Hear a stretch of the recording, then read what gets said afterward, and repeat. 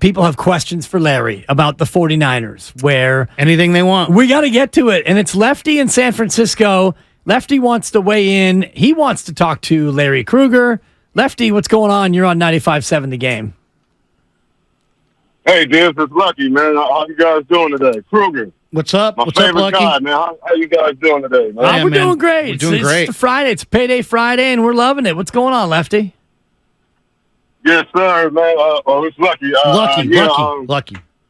I'm actually excited, man, for the wide receiver core, man. I want to see what we're going to do, man, because I keep hearing all the pundits saying that we don't have a very good wide receiving core, but what do you call Debo? What do you call Brandon Ayuk? What do you call Juwan Jennings? That's Mr. Dependable for me. So I'm excited to see what Danny Gray's going to do this year, and I just want to see us get to a sixth Super Bowl, man.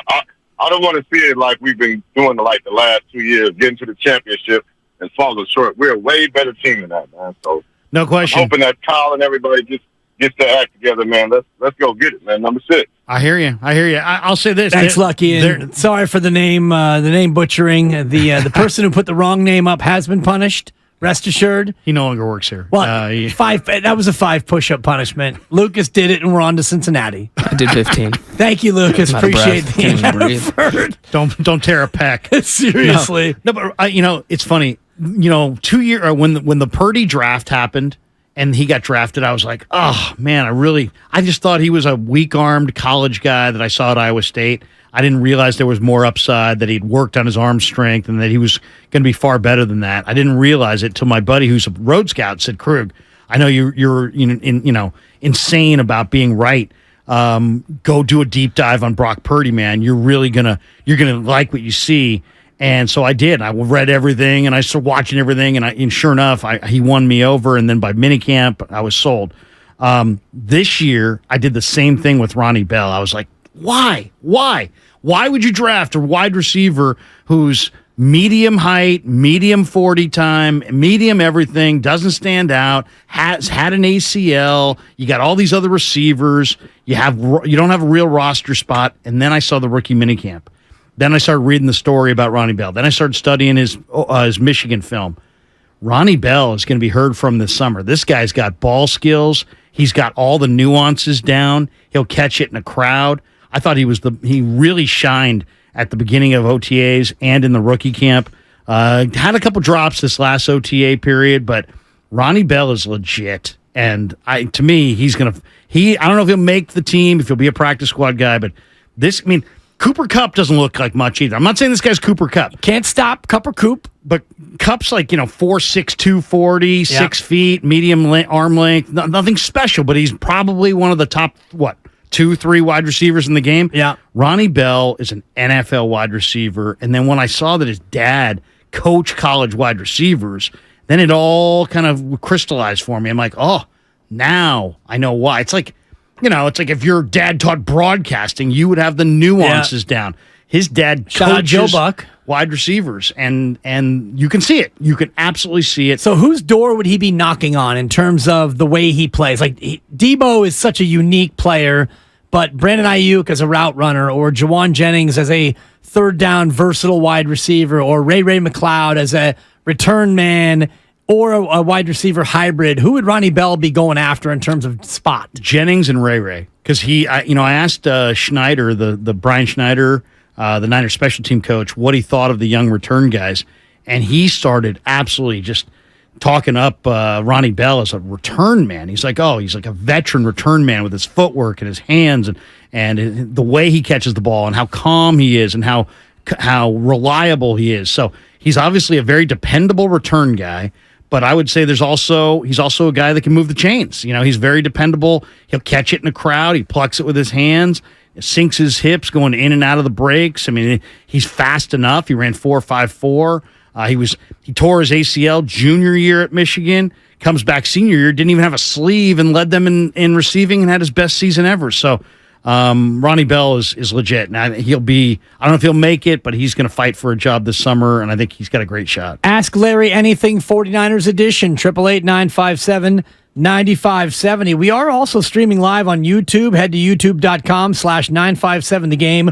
Watch us live. If anyone swears or takes off their brand new Marine Layer maroon hoodie, you'll get to hear it and or see it. Like and subscribe for all 957 The Game content on YouTube. Still to come in this show, Larry, we've got tickets to see Jerry Seinfeld and Jim Gaffigan at Chase Center in November. It's a very exclusive, very sought-after show.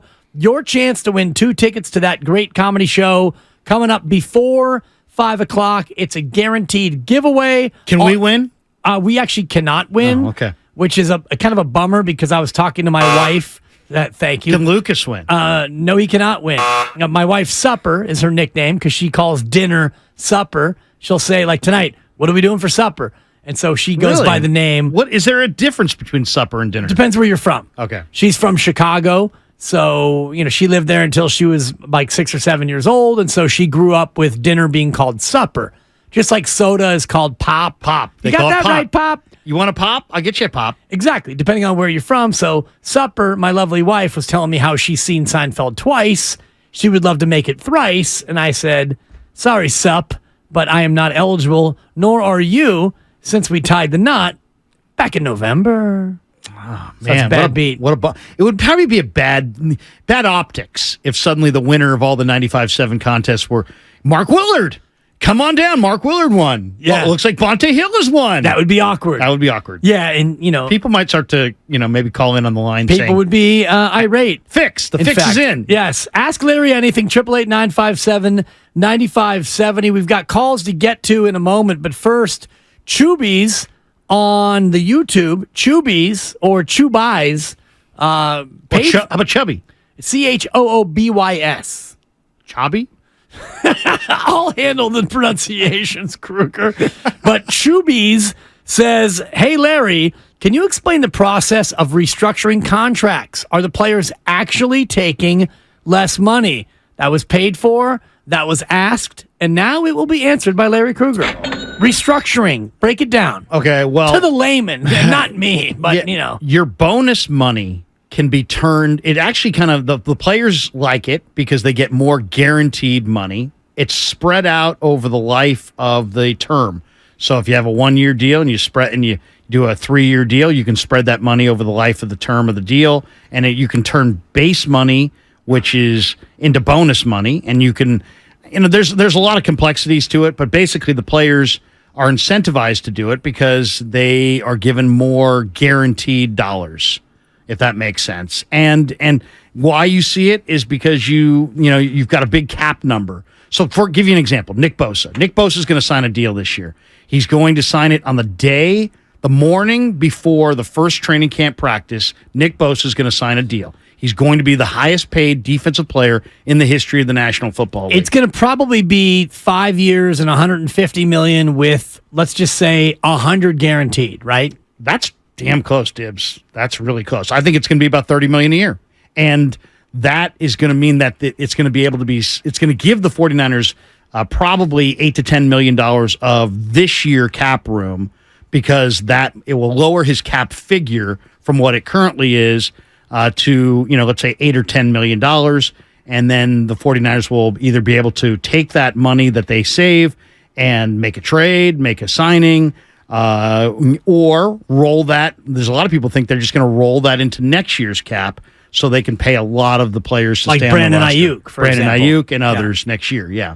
Okay, so in fact, it does the team a solid, and the player, in fact, a lot of times ends up getting more guaranteed money by having the restructure spread it out, and it gets not amortized, but the money gets delayed or deferred over the course of years, and so the player eventually gets more guaranteed money, but they don't get the guaranteed money until down the road. And it's always your best players. If a guy gets restructured, it's a compliment. It means that you think he's going to be with you in future years.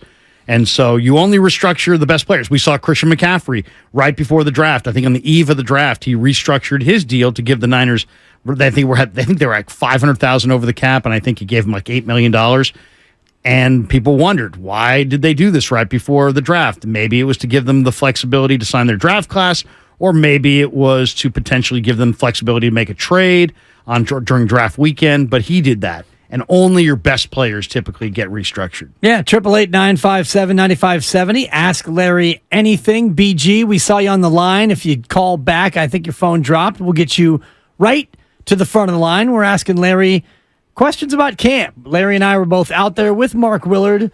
On Wednesday, we were out there. Larry's been out there just about every day, so Larry's got real insight in terms of what's gone on with the 49ers. Real quick before we dip to the break, the backup running back spot. You mentioned Christian McCaffrey, and he is absolutely a mainstay. He's a lock. It feels like he's been a Niner forever, even though it's only been half a season. What about his backup? Elijah Mitchell coming back from injury, hurt again, TDP, Jordan Mason. How do you see the running back spot shaking out behind Christian McCaffrey? Yeah, I mean, this is a stacked position for the 49ers. McCaffrey's never looked better. As we said, tone-setting player. Great, he's out there playing a million miles an hour, setting a tone. Elijah Mitchell, in a lot of ways, is the perfect complement because he's fumbled once, I think, in his entire life. He's great at running between the tackles. If you block it for 2, he gets you 4. You block it for 4, he gets you 6. And he's very reliable. So I think in an ideal world, he's healthy, and he's a perfect complement to McCaffrey. We saw that, and Shanahan showed us how he wants to use him. McCaffrey in the first half, Elijah Mitchell to ice the game. But Elijah's having a hard time staying healthy. He wasn't on the field a lot during OTAs. Jordan Mason, who played last year at about 240, the former Georgia Tech star, he's down. I mean, I don't know what he weighs, but he looks lean and mean, and he's been one of the stars of the offseason. Jordan Mason very, very well could take that job away from Elijah Mitchell. Ty Davis-Price is looking faster and more explosive in camp. And then they got 2 undrafted running backs, Ronald Awatt, who's a really nice receiver, and Kalen Laburn, who started at Florida State, transferred to Marshall, graduated from Florida State. But he was a 5-star guy coming out of high school, compact build, real powerful runner, had 300 carries last year, very instinctive, average over 5 yards a carry. So they've got Bobby Turner's the coach. Right. He's got really high standards. Anthony Lynn's there. So they got great coaches, incredible depth. And then, of course, Juszczyk and Jack Coletto at fullback. So they're loaded at running back. It's going to be tough to make it if you're one of these rookies. Absolutely. Yeah. Well, they may, some of these guys they may have so much depth that this might be another spot you may see a trade. Yeah, and Elijah Mitchell, I think the guy under the most pressure based on his inability to stay healthy. TDP, Jordan Mason on the rise. So interesting to see what they do at that spot.